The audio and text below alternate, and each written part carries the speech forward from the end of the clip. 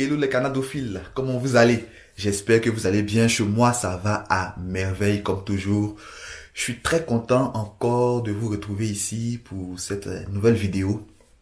Voilà, vous êtes sur la chaîne Immigrantia. Moi, c'est Eli Oyoa. Je suis ici au Canada depuis plus de 6 ans et j'ai décidé de créer cette chaîne pour parler un peu de la vie au Canada, pour donner aussi quelques astuces à ceux qui aimeraient bien emboîter le pas, venir s'installer ici, venir ici au Canada. Voilà, donc c'est pour ça que j'ai fait cette chaîne. Et donc je vous demanderai de vous abonner, ça fera plaisir, likez la vidéo, allez voir les anciennes vidéos si vous êtes nouveau.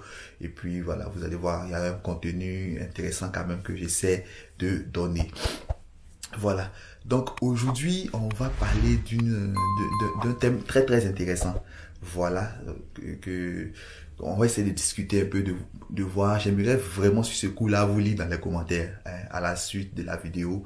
J'aimerais vous lire dans les commentaires, s'il vous plaît, parce que quand même, c'est des choses dont on doit parler.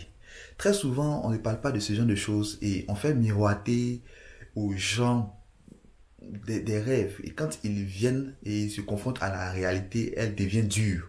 Ça devient un choc négatif. Et vraiment, j'aimerais que aujourd'hui, dans cette vidéo-là, on se dise les choses cash, on se dise les choses vraies. Ok?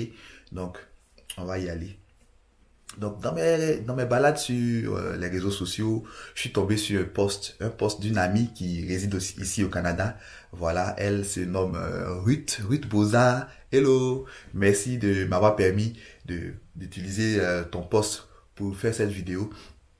Voilà, elle a fait un post très intéressant. En fait, une de ses connaissances lui a écrit, voilà, pour lui demander certains renseignements, voilà, pour lui poser certaines préoccupations. Et elle a écrit, disons, elle a posté ça sur les réseaux sociaux, bien sûr, de façon anonyme, et pour requérir un peu les différents avis. Et j'ai lu le post, j'ai trouvé ça vraiment intéressant. Et je me suis dit que c'est matière à faire une vidéo pour vraiment éclairer la lanterne de tous ceux qui veulent immigrer au Canada. C'est très important. Alors, donc on va essayer de lire ensemble ce que la personne a demandé, voilà, à mon ami Ruth. Et puis on va voir ensemble, on va essayer de trouver ensemble quelles sont les différentes solutions, voilà, différents avis. Je vais essayer de donner aussi mon avis, qui bien sûr n'est pas un avis absolu. Voilà, c'est relatif, parce que ce ne sont pas des choses qu'on peut dire de façon absolue, mais on donne nos points de vue parce qu'on est déjà ici. Il y a 3 questions en fait. Elle demande, vraiment, est-ce que la vie là-bas, donc est-ce que la vie ici au Canada est aussi meilleure qu'on nous le dit? C'est une belle question, hein? Deuxième question, elle demande, quelles sont les difficultés? Et puis, troisième question, elle demande à quoi nous attendre. C'est-à-dire que quand elle va arriver ici, à quoi s'attendre?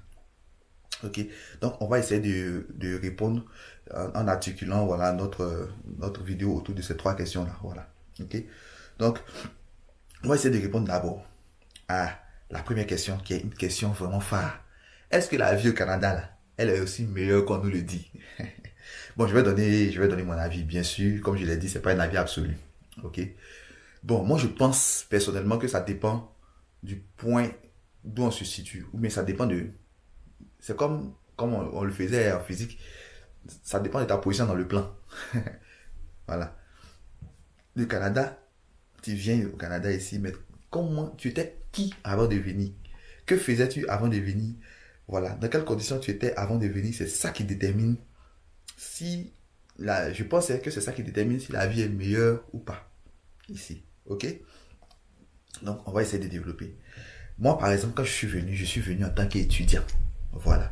Je suis venu en tant qu'étudiant. Bon, je vais pas vraiment m'étendre sur mon expérience passée au pays, mais quand je quittais la Côte d'Ivoire en 2017, en septembre 2017, j'étais officiellement chômeur. C'est vrai que j'étais pas inactif, je faisais des petites ventes en ligne, voilà, qui me rapportaient un peu, voilà, ça et là, mais c'était pas quelque chose d'assez d'assez stable qui peut permettre même de vivre de façon convenable. C'était ça. Quelquefois, il y a des entrées d'argent, quelquefois, il n'y en a pas. Bon, on vit un peu au jour le jour, on se débrouille, on essaie de joindre les deux bouts. Voilà. Et donc, dans cette situation-là, je suis venu au Canada. Sur ce plan, la vie, je peux dire que la vie est un peu meilleure. Pourquoi? Parce que quand je suis arrivé au Canada, je suis venu en tant qu'étudiant. Mais en tant qu'étudiant, j'ai commencé à travailler parallèlement à mes études et à engranger quand même des sommes que c'était pas des sommes que je n'avais jamais engrangées au pays, mais des sommes des salaires que les gens gagnent au pays. Il faut préciser que c'était à temps partiel. C'est vrai que quand je venais, la question des études était déjà réglée. Donc moi, la question des études, c'est-à-dire les frais pour mes études étaient déjà réglés. Donc je venais vraiment j'ai décidé maintenant le travail que je faisais, c'était pour vivre ici. Voilà. Donc avec les 20 heures de travail, et puis avec un salaire, je pense que c'était au début quand j'avais commencé un travail, c'était quoi? Je pense que c'était 13 ou 14 de l'heure en ce temps, à temps partiel. Et puis c'est même pas un travail que j'ai eu vite. Je suis arrivé en septembre, j'ai eu ce travail-là en novembre, juste un mois. Et puis après, j'ai pas eu de travail encore, tout ça. Mais franchement, avec cette façon de travailler de façon sporadique là, franchement, j'ai pu quand même mettre quelque chose de côté. Ça m'a permis, bon, dans le temps, je vivais en colocation, donc le loyer n'était pas vraiment cher puisqu'on se partageait, voilà, on se partageait les charges. Mais ça m'a permis de vraiment vivre pendant un an, à peu près. Et bon, après, bien sûr, j'ai changé de travail, j'ai fait d'autres trucs. Mais ça m'a permis, voilà, de travailler, d'avoir vraiment de quoi subvenir à mes besoins totalement. À tous mes besoins ici. Ça, c'est un. Et puis après, quand j'ai gradué, quand j'ai fini ma formation, j'ai eu du travail immédiatement. Puisque j'ai étudié un domaine qui est vraiment demandé, qui est l'informatique. Immédiatement, j'ai été embauché. Et j'ai eu vraiment un salaire quand même intéressant parce que c'était quand même quelque chose qui est un peu en demande ici. Donc pour moi, qui venais de ces conditions que je viens de dépeindre, c'est sûr que je dirais que ouais, sur ce plan-là, la qualité de vie est meilleure. C'est vrai, il faut dire que le coût de la vie est élevé, mais ce qui rentre aussi est, si tu es un bon gestionnaire, ça te permet vraiment de vivre. Donc, franchement, pour moi, la vie est meilleure ici sur ce plan. Je dis bien sur ce plan. Mais il y a d'autres plans. Parce que quand j'étais au pays, j'avais mes amis. Il y avait la chaleur. J'étais tout le temps, j'étais au Dokui. J'étais entouré de mes gars avec qui j'ai grandi, tout ça. Donc on était tout le temps à l'église, dans ma communauté. On faisait la musique. Donc tout le temps, on est dehors, on chill, on va s'asseoir, on mange un bon bout, on cause jusque tard la nuit, on rentre. C'était la vie était quand même aisée, c'était la chaleur, quoi. Vous voyez, dans la chaleur humaine, là. Y a pas ça ici. Y a pas ça ici. Ici, en tout cas, bon, pour nous, on essaie de se retrouver un peu entre amis, ceux qu'on a connus déjà au pays, les gens qu'on retrouve ici. On essaie de courir pour se retrouver, mais c'est difficile parce que c'est un pays où il y a vraiment, qui est vraiment axé sur le travail. Ouais, non. Donc, quand tu rentres, tu es exténué. T'as pas le temps, voilà. Déjà, même au boulot, même, tu dois être focus. Tu n'as même pas tu n'as même pas sorti ton téléphone pour causer tout ça là, tu vois, non? Donc, tu es déconnecté. Avec le décalage, quand tu vas te reconnecter, les autres là-bas, dans ton pays d'origine, il fait tard là-bas. Bon, tu peux pas trop causer avec eux. Toi, tu es à la maison ici. Les autres aussi, d'autres travaillent de nuit. Ici, d'autres travaillent de nuit. Donc, bon, c'est vraiment les week-ends que, bon, vous pouvez un peu vous appeler. Mais, les week-ends même, d'autres seront charbonnés, d'autres seront travaillés. Vous voyez? Donc, c'est compliqué, là. Ensuite, va venir l'hiver. L'hiver qui est très froid. Je ne parle pas de l'hiver de la France, je parle de l'hiver du Canada. C'est un hiver glacial. Où, pour sortir, juste aller à 2 pas de chez toi pour acheter un petit truc au dépanneur, juste à côté. Quand on dit dépanneur, c'est un peu les boutiques, un peu comme les boutiques de quartier. Donc, tu vas juste au dépanneur, à 2 pas de chez toi, là. Tu es obligé de t'habiller, porter un manteau, te doubler, tout ça, juste pour sortir. Donc, ça fait qu'on sort pas. Tu vas aller rendre visite à qui? Sous un tel froid. Donc quand tu rentres, et puis en hiver là, le temps s'assombrit à partir de 15h30, 16h, il fait nuit. Il fait nuit. Donc ta vie, même, tu es rentré à la maison, il fait, à 16h, tu rentres, tu fais déjà nuit. Tu viens chercher même à te reposer parce que tu as une journée demain. Donc, vous voyez un peu ce rythme de vie là. Donc, ça, sur ce plan-là, moi, franchement, je dirais pas que, la vie est meilleure ici, sur ce plan. Parce que, il n'y a pas vraiment de chaleur humaine. Les fêtes sont passées récemment, là. Pendant que vous étiez en train de festoyer au pays, là, tout ça, mais d'autres ont travaillé ici, hein. D'autres, c'est qu'il y a, moi, ça fait, depuis que je suis ici, je n'ai plus vraiment fêté en tant que tel.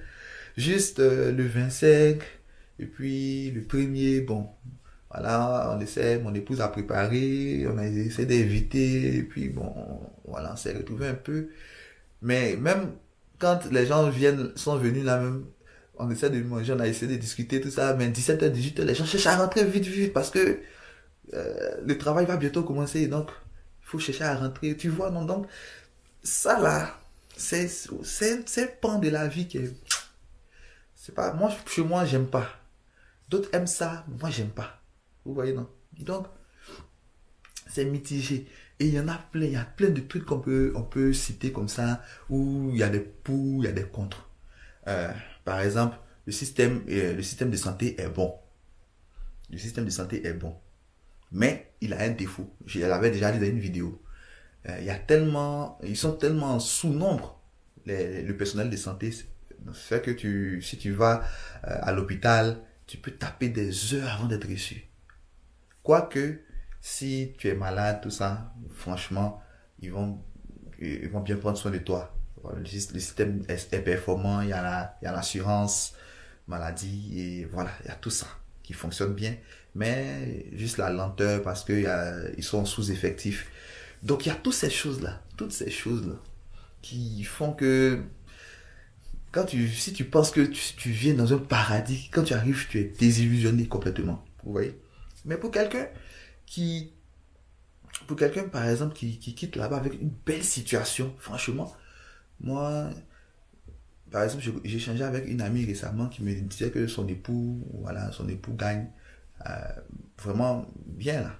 T'as pas vraiment besoin de venir ici te mettre dans ces soucis-là. Sauf si tu veux permettre à tes enfants, voilà, de bénéficier aussi du système scolaire qui est performant, de bénéficier de toutes ces choses qu'ils ont mises en place quand même, qui est performant. Si c'est pas ça là, si c'est pas à cause de ça là, franchement, t'as pas vraiment de raison de venir en tant que tel. Et puis même ça, tes enfants peuvent étudier, quand ils sont rendus grands, qu'ils veulent venir au Canada pour étudier, bon, tu peux, voilà, faire leur papier pour qu'ils viennent étudier, puis toi, rester au pays. Vraiment, si j'étais conscient des réalités qu'il y a ici, et puis je gagnais bien ma vie au pays, je serais pas venu. Ça, je vous le dis quoi, je ne serais pas venu. Voilà, j'aurais pas troqué ça. Mais en été, par exemple, quand on arrive en été, voilà, la vie reprend, c'est beau, on va au parc, il y a de beaux coins ici, le pays est vraiment beau, ils ont mis vraiment tout en place pour pouvoir attirer des gens, il y a des infrastructures, il y a des choses à visiter, il y a de beaux paysages, il y a beaucoup de choses, c'est beau. Voilà, donc il y a tout ça qui fait que c'est mitigé quoi. Voilà, donc c'est pas tant l'Eldorado que ça, ok? Maintenant, ça va peut-être faire l'objet d'une autre vidéo, donc on va se retrouver peut-être après, ok? Donc on va se retrouver après pour la suite.